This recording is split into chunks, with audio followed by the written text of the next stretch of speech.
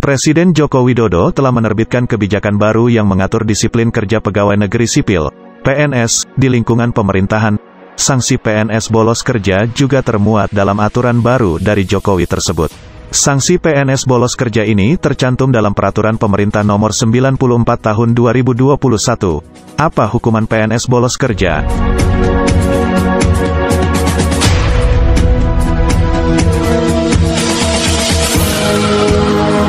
Sanksi PNS bolos kerja.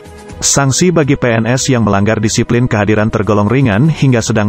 Hal tersebut diatur di dalam Pasal 11 Ayat 2. Huruf D angka 3 PP nomor 94 tahun 2021 yang berbunyi, pemberhentian dengan hormat tidak atas permintaan sendiri sebagai PNS bagi PNS yang tidak masuk kerja tanpa alasan yang sah secara kumulatif selama 28 hari kerja atau lebih dalam 1 tahun. Bagi PNS yang melanggar disiplin kehadiran akan diberikan sanksi pemberhentian kerja dengan hormat. Selain itu, sanksi PNS bolos kerja juga dapat berupa pemotongan gaji antara lain.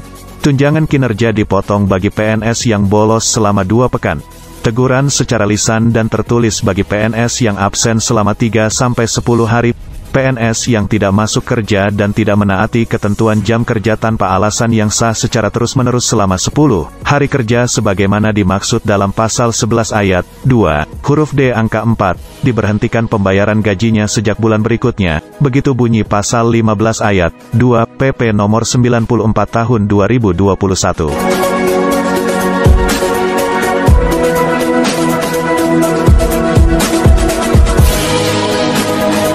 Sanksi berat bagi PNS. Dalam aturan PNS 2021 terbaru dari Jokowi ini tidak hanya mengatur soal sanksi PNS bolos kerja, tapi juga ketentuan mengenai sanksi berat jika PNS tidak netral atau condong ke poros politik tertentu.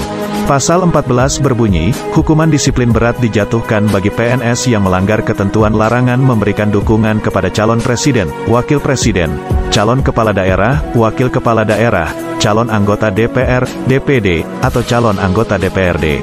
Adapun, jenis sanksi berat bagi PNS yang melanggar aturan tersebut antara lain berupa, penurunan jabatan 1 tingkat lebih rendah selama 12 bulan, pembebasan dari jabatannya menjadi jabatan pelaksana selama 12 bulan, pemberhentian dengan hormat tidak atas permintaan sendiri sebagai PNS.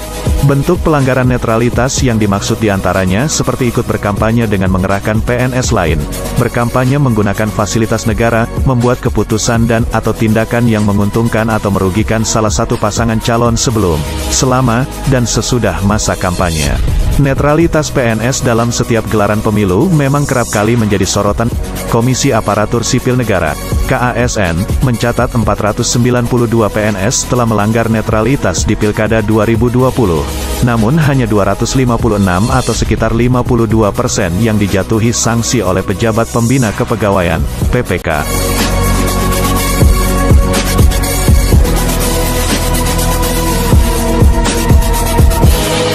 Seperti itulah sanksi PNS bolos kerja dan hukuman pelanggaran netralitas PNS dalam aturan terbaru dari Jokowi, Peraturan Pemerintah Nomor 94 Tahun 2021.